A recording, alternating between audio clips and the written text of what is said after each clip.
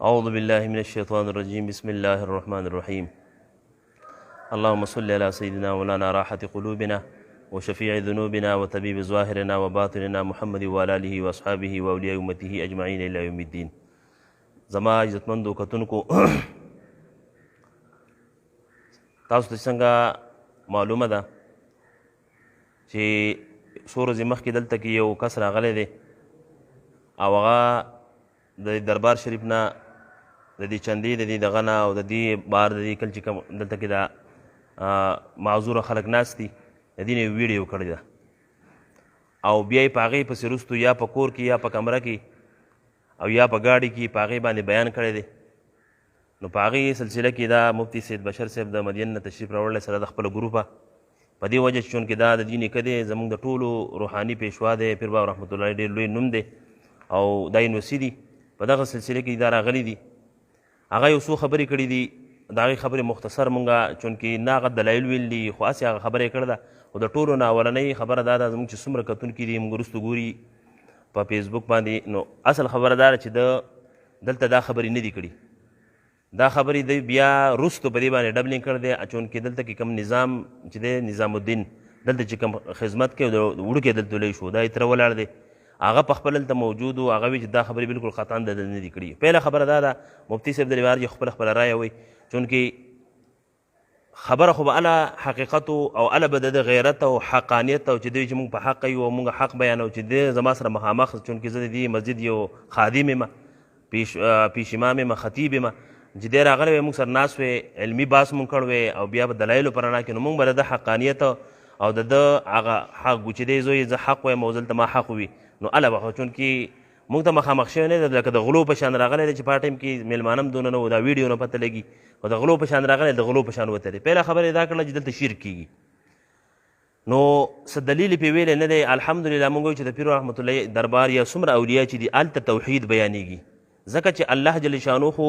الحی القیوم ذات دی هغه خو د دنیا نه پرده کېږي نه پیر رحمت الله پرده شوی دی. دلته خلکو چې راځي دعاګانې کوي د دې درجات بلندۍ دپاره د خپل ځان دپاره وسیله پیش کوي دا د دې دپاره چې دا توحید دی دا خدای نه ګڼي دي ځکه چې خدای پاک وفات کېږي نه پیر رحمت الله دنیا نه پرده شوی دی. نو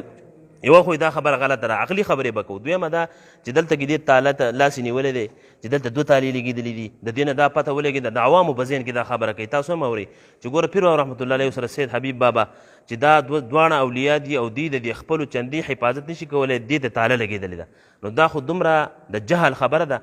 چې ته به بیا دې خپل جومات ته هم تاله لګوي او د بیت الله شریف چې کوم دا تور غلاب تی تاو دی د دې ته هم تاله لګېدل ده نو نعوذ بالله د خدای پاک باندې هم دا د دې عقیده ده چې خدای پاک هم د خپل کور حفاظت نشي کولی تاله یې ته لګولی ځکه چې دې ته تاله لګېدل وایي پیر بابا حفاظت نشي کولی نو ته به د الله د دې کور یا ته د خپل کور حفاظت داسې به وایو چې د الله دا څومره مساجد الله چې دي دې ټولو سپیکرو ته تالې لګېدل دي نو ته به اوس څه وایې چې خدای پاک د خپل د دې کور او د دې جومات د دې حفاظت نشي کولی دا څومره غلطه خبره یې کړې ده دا د جهل خبره ده. دویمه خبره یې دا کړله چې دلته کې مونځ نه کېږي یو دلیل یې نه دی ویلی مونږ وایو په جواب کې چې یو دلیل دی یو سړی داسې پیش کړي هغه د هر ځای نه چې په دنیا په کم ګوټ کې چې کم د ده ملګري دي چې داسې دي ثابت کړي چې دلته کې مونځ نه کېږي. دلته چې کوم مونځ کېږي تاسو دا ځای کتی هم شئ دا ویډیو ته دا که دلته کې د بابا صاحب رحمت الله ته شا راشي قبلې ته مخه راشي قبلې ته مخه راشي نو مسله د شریعت دا ده چې قبلې ته دې مخه راله او د قبر ته دې مخ رانغی نو هغه ځای کې مونځ کېږي یو دلیل دی نه دی پیش کړی خو موږ ته هم د عقلي خبره کوو انشاءالله دلایل به زه د جمعې په خطاب کې خطبه کې د مدلل تقریر په دې باندې کومه نو یو خو دا خبره غلطه کړې ده دلته کې جانمازونه پراته دي دلته کې مونځ نه کېږي یو حدیث دې په دې پیش کړي یو د امام قول دې په دې پیش کړي چې داسې چې مونځ دلته نه کېږي نورې خبرې بیا کوو. درېیمه خبره یې دا کړله چې ګوره دلته کې دا شل ګوډ ناست دي او دا چې دی دا پیر رحمت الله چې خلکو له سوالونه قبلوي د چا څه کوي چا څه کوي نو د خپل شل ګوډ ولې نشي جوړولی نو ګوره دا څومره د جهل خبره ده. تاسو ته پته ده چې د حج خطبه څوک وایي د حج خطبه مفتي صاحب چې کوم امام وایي هغه په سترګو معذوره دی داسې ده که نه جي اوس چې څه کال مخکې دغه شان دغه چې نو هغه چې خلکو ته دعاګانې وکړي د ټول ملک او د ټول اسلام دپاره خدای قبلوي نو اوس به د دم دغه ذهن ته دا د دې په عقیده باندې د دې په سوچ باندې چې یاره دلته کې ګوره دی نو هلته خو په خپله معذوره دی نو ته به څه چې خدای پاک د دعا نه قبلوي نو دا د جهل خبره یې کړې ده دلته معذور ناست دي دا خدای پیدا کړي د الله مخلوق دی دغه خلک دې لاړ شي د الله په دې کور کې 2 رکعته نفل وکړي دعا وکړي نو خدای نه جوړوي نو ستا به په خدای د عقیدې چې د خدای پاک څه نشي کولی. درېیمه خبره یې دا کړله چې دلته دې داسې چنده غواړي نو دا خو ته وګوره په دې ټوله دنیا کې وګوره دا مزاراتو کې دا ټول فقیر خلک غریب خلک مسکین خلک بې کسه بې سوکه خلک د دې اولیاو په دې ننګن کې خوري خپل عبادت کوي. ستا په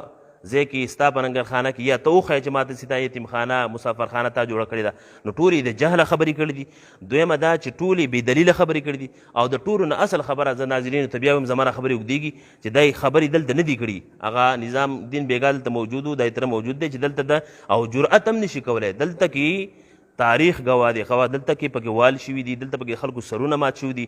چې د دلیل نه یو سړی وایي نه منم د هغې بیا دغه علاج دی او دوی دلته کې دغه ناست دي د واړه لوی شو دلته دا سوال نه پیدا کېږي چې داسې بدمذهبه یو سړی راشي او د پیر رحمت الله په دربار کې داسې ګستاخي او بېادبي وکړي. نو زه ټولو کتونکو ته آخري دا خبره کوم چې الحمدلله مونږ اهل سنت الجماعت په هر میدان باندې تیار یو هرې مسلې ته تیار یو. زموږ دا خبره څه پټه پناه نه ده نور په شان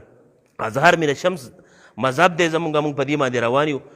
خو چونکې ستاسو زړه ته دا خبر رسېدل چې دلته علما دي په کار په بیان وکړي نو الحمدلله موږ پرې کوم په دې جمعه باندې انشاءالله تفصیلي مدلل بیان په دې زه کومه د دې مطابق. او چونکې دا مې مختصر خبره وکړه چې دا ډبلینګ شو دی چرته هم سوال نه پیدا کېږي یو مو راوړی داسې نشته چې هغه راشي د پیر رحمت الله چې زموږ سر او دلته کې دا کسان موجود دي نو دا سوال نه پیدا کېږي. نو دا یو غلطه خبره ده جهل خبرې کړي دي ټولې بې بنیاده خبرې کړي دي او شکل او شبهې ته تاسو وګورئ چې د علماو په دغه باندې دی هم نه. بهرحال په دې به مونږ بیانم کو مختلف سعادات کمیټې والا علما موجود دي خپل رایې پې وایي. وما علی الا البلاغ.